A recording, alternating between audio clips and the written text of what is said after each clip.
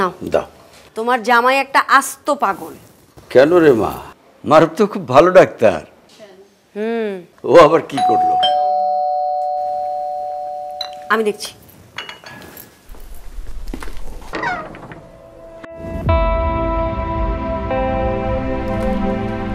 মারুফ এসো, বসো।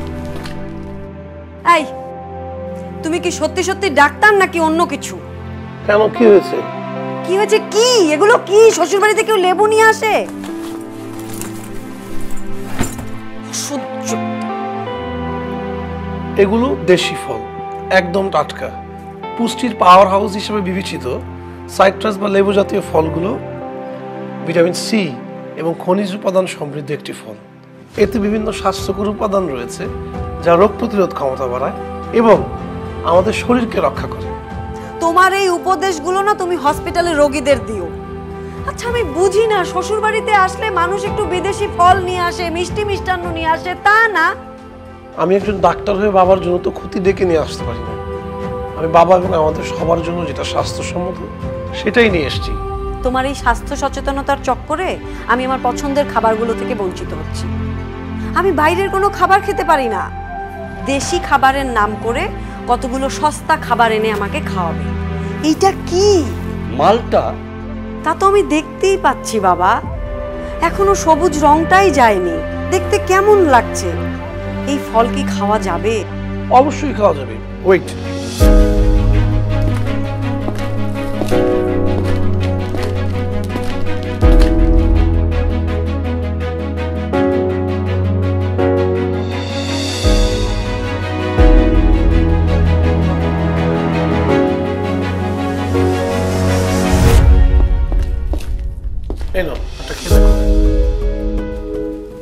আমি খাবো না এরকম সবুজ মালটা, এরকম কাঁচা মালটা আমি খাবো না।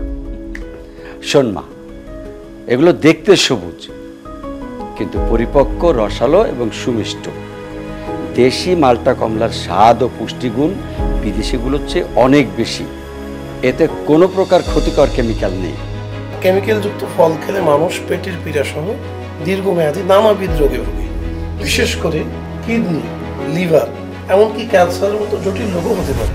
গর্ভবতী মহিলারা এর প্রভাবে বিকলাঙ্গ শিশু জন্ম দিতে পারে। এছাড়াও বিদেশি মালটা কমলা সহ অন্যান্য ফল আমদানিতে দেশের টাকা চলে যাচ্ছে বিদেশে। কি বলছো? এগুলো আমাদের দেশি ফল?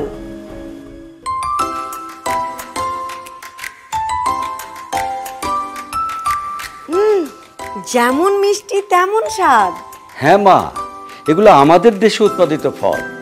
মালটা কমলা অনেক দামি ফল হওয়াতে সাধারণ মানুষ এগুলো কিনে খেতে না পারায় তারা এইসব ফল খাওয়া থেকে বঞ্চিত হয়। তাই সাধারণ জনগণের জন্য পুষ্টির সবচেয়ে ভালো উৎস হলো দেশীয় মালটা কমলা। আর তাই দেশের জনগণের ভিটামিন সি এর চাহিদা পূরণ এবং বৈদেশিক মুদ্রা সাশ্রয়ের জন্য আমাদের দেশে এখন কৃষি সম্প্রসারণ অধিদপ্তরের আওতায় লেবু জাতীয় ফসলের সম্প্রসারণ, ব্যবস্থাপনা ও উৎপাদন বৃদ্ধি প্রকল্পের সহায়তায় দেশীয় কৃষকেরা প্রচুর পরিমাণে কমলা, মালটা ও লেবু জাতীয় ফসল উৎপাদন করে বাজারজাত করছে।